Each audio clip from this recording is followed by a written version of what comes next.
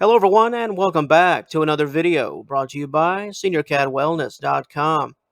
Today, we'll spend some time talking about cat flaps and how you can get your cat to use this entrance and exit device without fear and anxiety. While we realize that not every cat owner has a cat flap or even needs one, if this topic does apply to you, we hope you do find this content to be informative. And speaking of informative, let's kick things off with our topic overview. Most cats avoid cat flaps due to confusion. Your cat might think it's just a wall, assuming that it's dangerous on the other side or find it too heavy to push. Other cats dislike the sound produced from a locking mechanism or plastic cat flaps. If your cat was locked out before or was attacked after using a cat flap, it may be traumatized about it now. Older animals avoid cat flaps that are too high, or the entrance may be too small for larger cats. As you can see, there could be a laundry list of reasons why your cat is refusing to use the flap, and we'll address many of these issues and concerns here momentarily.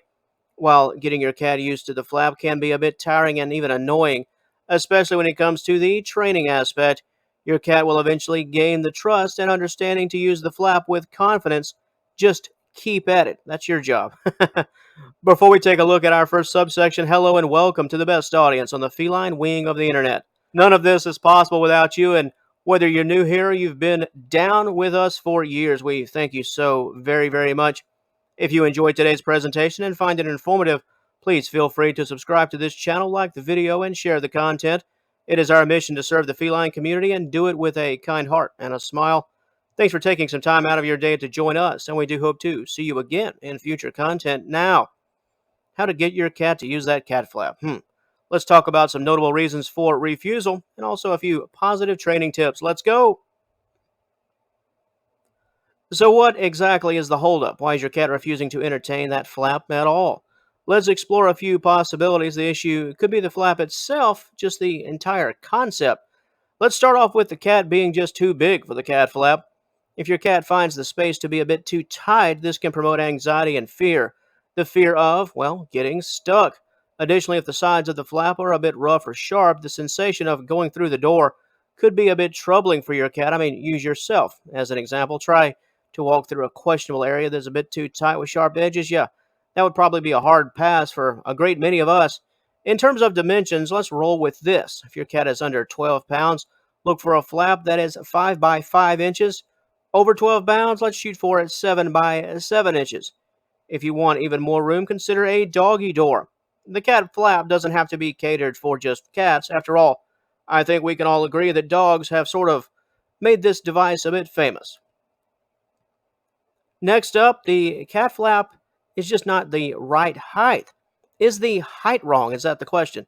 Yes, it is. So what do we do? If your cat's having trouble stepping up from the ground level to the surface area, here's a big problem.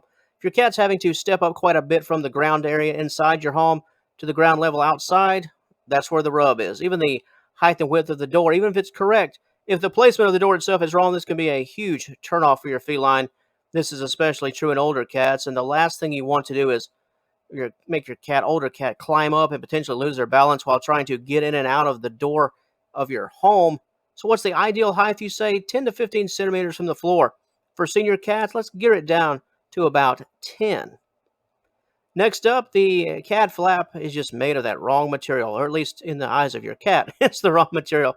We just mentioned the potential for rough edges, and this can play into your cat's refusal on a much larger scale. What if your pet is simply not a fan of the material as a whole? Cats are always picky about what they touch. Flaps are even more of an issue because in order for the device to work, your cat must apply pressure with its head. If the material is rough or stiff, this can be quite uncomfortable.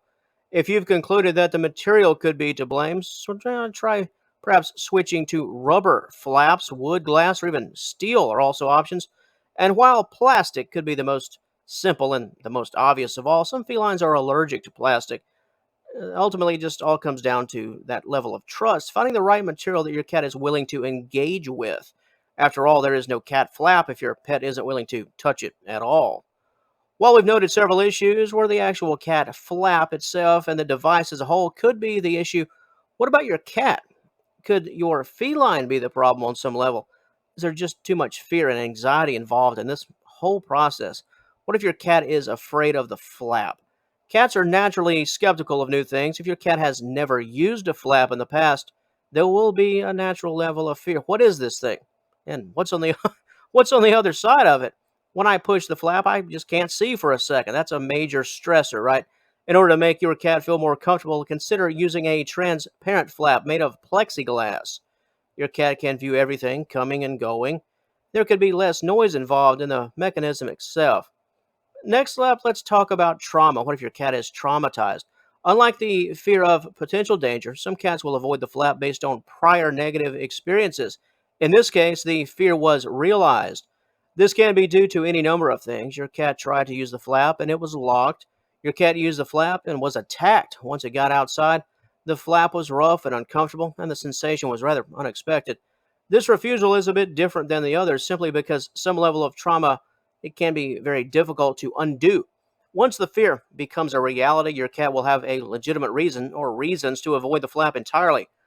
The best you can do in this case is just to be patient and proper training. It won't really work out. Things won't really work itself out until this negative fear passes. So, patience, patience, patience. That is the key. If your cat has tried the flap and had a few negative experiences, other reasons for refusal can include just unfamiliarity, as we mentioned. What is this thing? If your cat's never seen it, they could just mistake it for the wall. They could be more than willing to go out if they knew that, well, they could.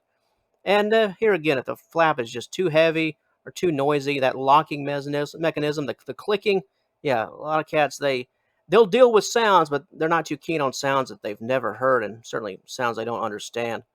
Some cats will also have an issue with not going out, but coming in. Many times this is because the flap, here again, as we mentioned earlier, is a bit too high on the other side of the surface area. It's not the same height from the interior of your home as it is to the exterior.